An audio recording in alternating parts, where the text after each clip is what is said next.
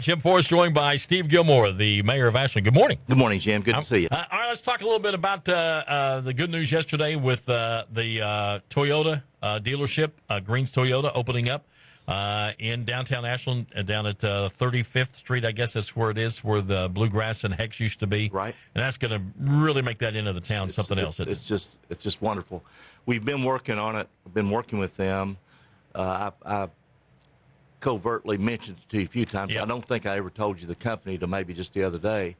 But you gotta, I've learned over the years, a card lay's a card played, and you wait till the action happens. But they've been very honorable to work with. It's probably been working with them 6-7 months, and wanting to break it.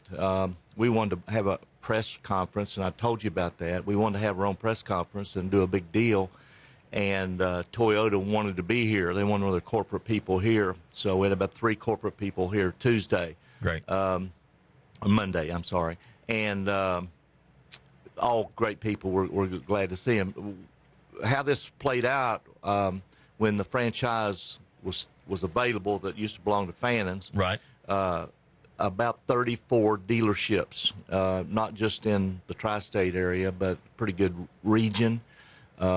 Our main Toyota region, all these officers were out of Cincinnati, but and the franchise didn't cost anything. It's performance, background, history, and what your potential is. And obviously, Greens Toyota in Lexington, they have a huge one on Nicholasville Road, which is their home one, and they have another one on New Circle Road. Mike Ayers, who I met through a friend, an architect that worked in the school system, and I've known Mike for a couple of years now. Great guy. He's going to run this one, and eventually own this one. And beautiful family. He's going to be. He's so excited to move to Ashland, and of course Clay Green is now running Greens. I was able to meet his dad, and I could never guess his age because one of the things he told me was that he had the oldest dealership in America. Huh. And I'm assuming he meant Toyota dealership, but in America, not Kentucky. Yeah. But I did mention to them that the Toyota corporate, that they certainly selected the right company, dealership to come in here.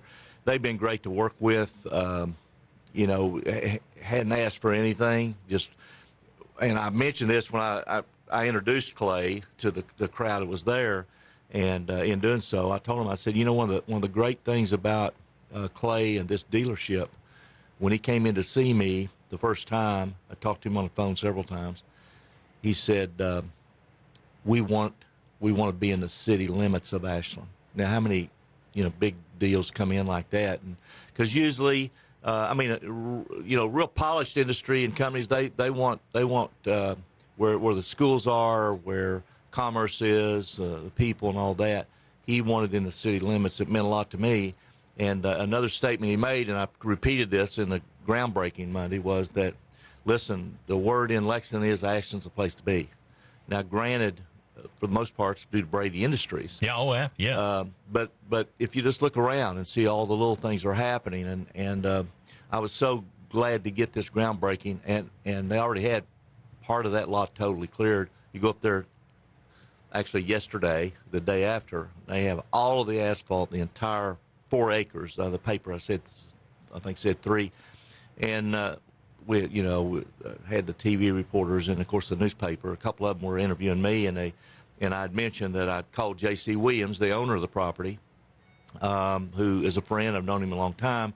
And I said, J.C., when I found out on a Saturday morning, my friend, the architect in Lexington, called me. He said, hey, Steve, they're looking hard up that way. I called J.C. immediately because they needed 4 acres. Well, in the city limits of Ashland, there isn't any 4 flat acres, and on a good road, I don't know of any anywhere, side of the hill or something. So I called J.C. and I said, J.C., we have to have this dealership on this property. They didn't talk figures. And I said that Monday at the groundbreaking, but I said, we have to have them. And he came down from what he was wanting for his property, and they made the deal pretty quick, really. But that's how it worked. The newspaper guys were saying, why did you persist saying it has to be right here? I said, well, several reasons. Number one, it had 4 acres. Yeah. Right at 4 acres. Yeah. Which they have to have. And I said, number two, East Ashland is a forgotten area of town. And, I talked to Clay about it along with that being a great property.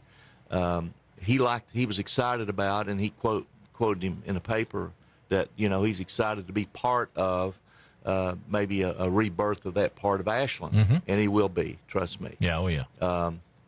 I've been talking to you without any facts for a year and a half now, because I've been working on a big deal for a year and a half, which is also in East Ashland. And I came back to the office Monday and got on that again.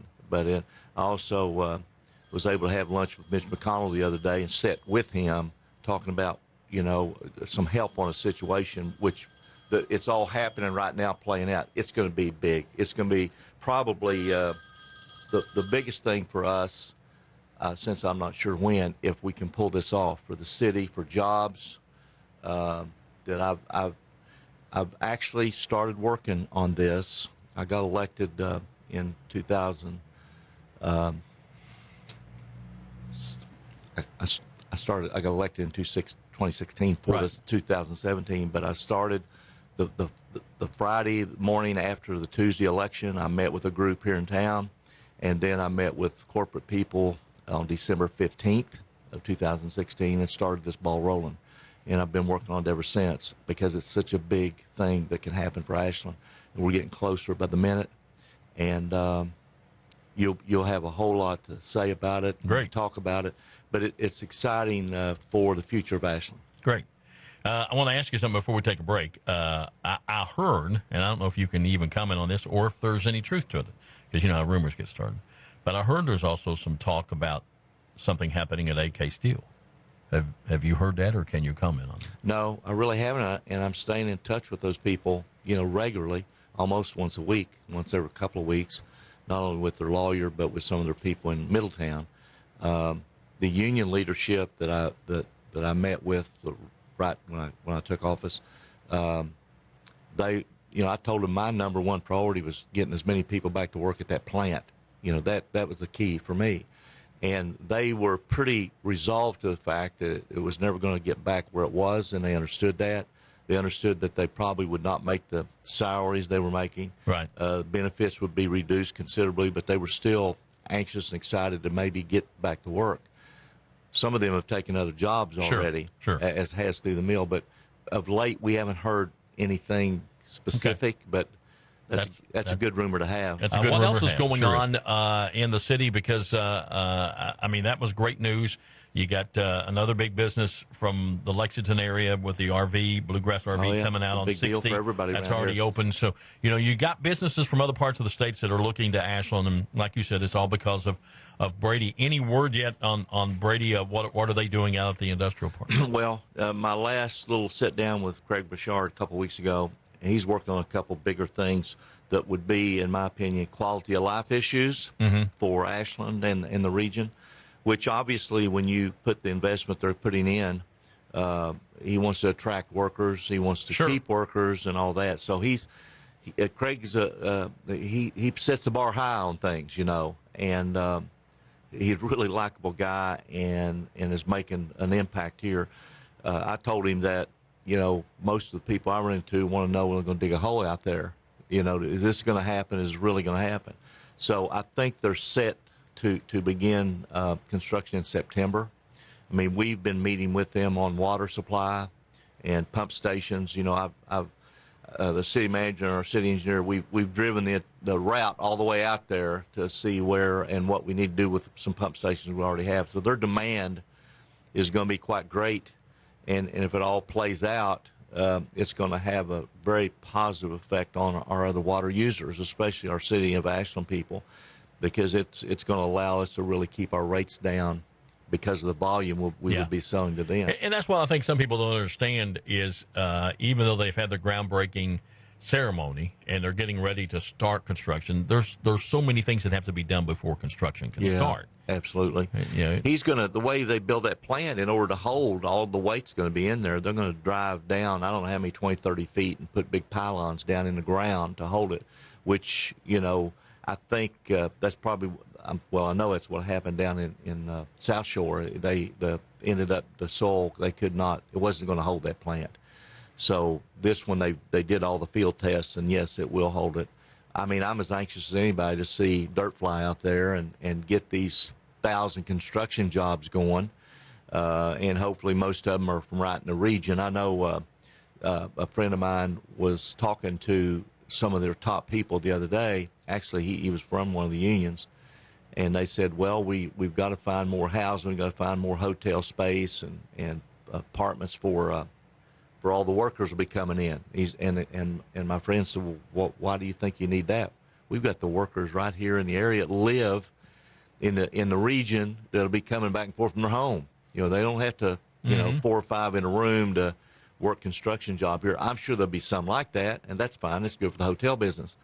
But for the most part, we have the workforce, and that's one of the reasons Craig Richard settled here. Absolutely. I mean, he says it about every speech. Not only the number of skilled workers in Boyd, Greenup, Elliott, Carter, Lawrence, but also the training programs that these unions provide for them, and the work ethic he talks about all the time. And he's gotten that from many people. So I'm looking for those 1,000+ construction jobs going, which will last a couple of years.